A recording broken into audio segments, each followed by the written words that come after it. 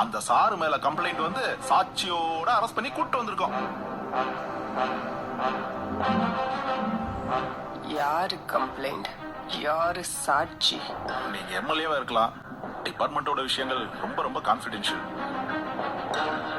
மறுபடியும் இது விஷயமா என்ன கூப்பிடாதீங்க. உங்க காலை கட் பண்ணி விட கொஞ்சம் சங்கடமா இருக்கு.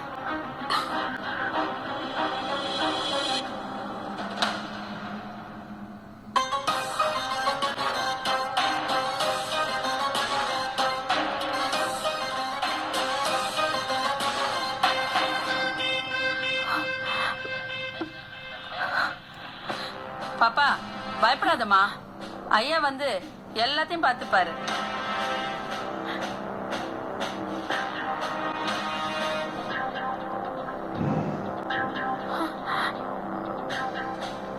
என்ன பயமா இருக்க? போன்ல யார் கால் பண்ண தெரியுமா? எம்எல்ஏ தட்சாயினி.